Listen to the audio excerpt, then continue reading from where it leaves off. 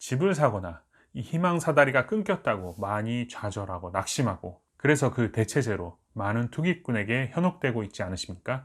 오늘 이 영상을 통해서 20대도 집을 가질 수 있는 방법에 대해서 알아두십시오.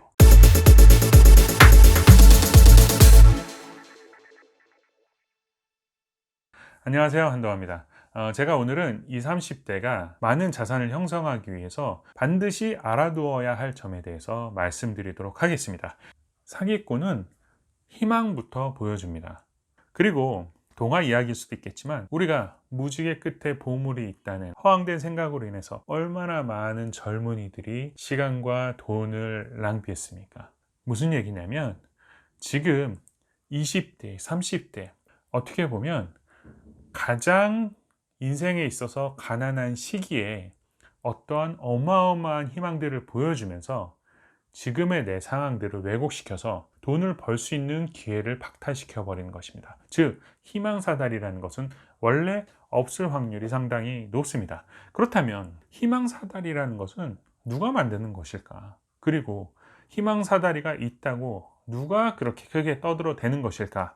라는 부분을 알고 넘어가시면 내가 이것이 진짜인지 아닌지를 알 수 있습니다. 자, 희망사다리라는 것은 일단 정치적인 이슈가 상당히 많습니다.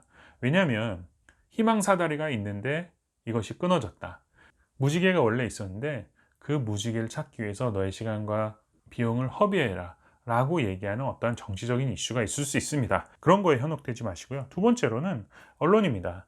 언론도 내 사주가 돈을 주는 부분들에 대한 얘기를 하는 것이지, 20, 30대의 젊은 사람들이 진정 희망을 갖고 자산을 형성하고 이런 부분들은 우선순위가 아닐 수도 있습니다. 그리고 세 번째로는 금융업이나 투자, 투기, 희망사다리라는 게 무너졌다는 것을 공표하고 언론이 이것들을 널리 퍼뜨림으로 인해서 투기 자본이 어마어마하게 성장하게 되는 것입니다.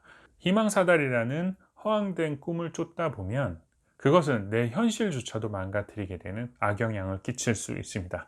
그러면 요즘 20, 30대들이 가장 많이 불만을 토로하는 것이 무엇인가요? 기성세대, 어떤 40, 50대들은 부동산을 통해서, 부동산이라는 희망사다리를 통해서 부자가 되지 않았냐, 자산가가 되지 않았냐라고 생각하실 수 있는데 절대 그렇지 않습니다. 우리가 어릴 적만 하더라도 지금 부동산으로 돈을 좀 벌었다고 하시는 분들도 20, 30대에는 다 그렇게 불특정한 미래를 생각하면서 차곡차곡 성실하게 일해왔고, 어떠한 경제 사이클에 의해서 그것들이 정말 때를 만난 것일 뿐입니다. 그 부분에 대해서는 어떻게 하면 20대가 집을 살 수 있는지 설명하면서 좀 더 부연 설명해 보도록 하겠습니다. 그러면 과연 20대가 집을 사는 방법, 그것은 무엇일까요? 20대가 집을 사기 위해서는 다양한 경제 원리들이나 이런 것들이 필요하겠지만, 한 가지를 뽑으라면 저는 이 말씀을 좀 드리고 싶습니다. 미국 월가의 전설이라고 불리는 피터 린치의 얘기를 한 번 정도는 다 들어보셨을 겁니다. 못 들어보신 분들을 위해서 다시 한번 제가 설명을 드려보자면, 1626년에 네덜란드 사람들이 맨하튼 반도 모양으로 생긴 그 땅, 요즘 전 세계적으로 가장 비싼 땅, 그것을 24달러에 인디안들에게 샀다고 합니다. 그래서 사람들은 생각할 거예요. 아, 그 인디안들 정말 멍청하다. 지금은 돈 주고 살래야 살 수도 없는 그 땅을 단돈 24달러에 팔았다고 생각할 수 있겠지만, 피터 렌치는 다르게 생각했습니다. 만약에 그 24달러를 연수익률 8%의 복리로 굴렸다면 1988년 기준이겠죠. 그때 기준으로 3경 5천조, 즉 32조 달러라는 돈이 만들어지게 된다고 합니다. 88년 당시에 맨하튼 땅값이 전체 다 통틀어서 한 562달러라고 했으니까 32조 달러에 비하면 정말로 적은 땅값이 되겠죠. 즉 그만큼 돈이라는 것은 복리 효과를 보게 되면 상당히 많이 불어나게 되는데, 복리 효과를 노려라 뭐 이런 것들은 너무나도 귀에 피가 나도록 들어보셨을 텐데, 그렇다면 경제순환 그래프를 만나야 됩니다. 제가 그래프를 하나 그려보자면, 단순하게 경제라는 것은 오르고 떨어지고 오르고 떨어지고 이런 것들이 주기적으로 반복이 됩니다. 그래서 앞서 말씀드린 희망사다리나 이런 것들은 그런 영향 때문에 희망사다리고 있고 없어지는 게 아니라, 경제라는 것은 이 상승기에 내 돈을 복리라는 자금으로 투자를 했을 때 어떠한 자산 형성이 되는 것입니다. 이것은 이번이 마지막이 아니라 경제라는 것은 계속 순환하기 때문에 침체기가 왔다가 다시금 이런 기회가 오는 것입니다. 그래서 제가 말씀을 드리고자 하는 것은 뭐냐면, 저도 알고도 못 샀다는 얘기입니다. 무슨 얘기냐면, 저 같은 경우는 지금 부동산이 이렇게 급격하게 튈 것을 어느 정도 예상은 하고 있었지만, 그래서 서울에 아파트 한 채 정도는 갖고 싶었지만, 저는 서울에 아파트가 없습니다. 알고는 있었지만 복리를 굴릴 수 있는 종잣돈이 없었기 때문에 알고도 사지 못했다는 것입니다. 그럼 제가 이 영상을 보시는 20, 30대에게 한번 여쭤볼게요.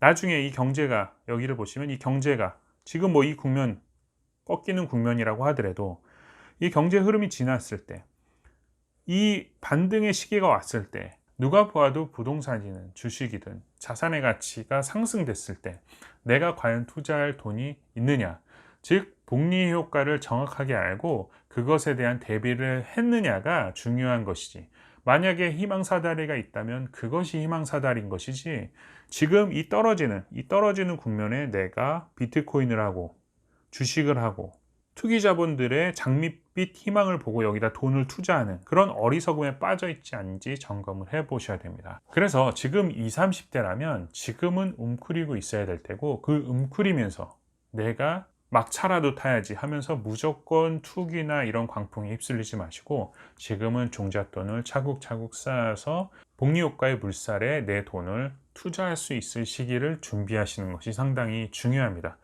그리고 굳이 이러한 시기가 아니더라도 제가 영상 하나를 링크 시켜 드릴 텐데, 얼마 전에 올린 영상인데 3천만 원으로 연 12%의 수익률을 지속적으로 올리면서 나중에 이 복리 효과의 흐름을 탔을 때 이 자산 가치가 최소한 15억에서 20억 정도 되는 이 아파트를 구할 수 있는 영상을 제가 위에 링크를 시켜 드릴 테니까, 이런 영상을 참고하시면서 지속적으로 공부를 하시면서 복리의 물결이 올 때 내가 투자할 시드머니, 종잣돈을 만들어 두시는 것이 상당히 중요합니다. 결론적으로 희망 사다리가 끊겼기 때문에 그 좌절을 극복할 어떤 무지갯빛, 장밋빛 희망에 현혹되어서 내가 지금 그나마 갖고 있는 돈을 리스크가 큰 투기 자본으로 다 몰아넣지 마시고, 경제라는 것은 타이밍이 분명히 올 것이기 때문에 없는 분들이라면 종잣돈을 모으시고, 지금 종잣돈이 어느 정도 형성이 되어 있으신 분들이라면 열심히 공부하셔서 파도를 일으키는 바람을 볼 줄 아는 그러한 지식을 쌓아놓는 것이 상당히 중요합니다. 만약에 희망사다리가 있다면 저는 그것이 희망사다리라고 생각합니다.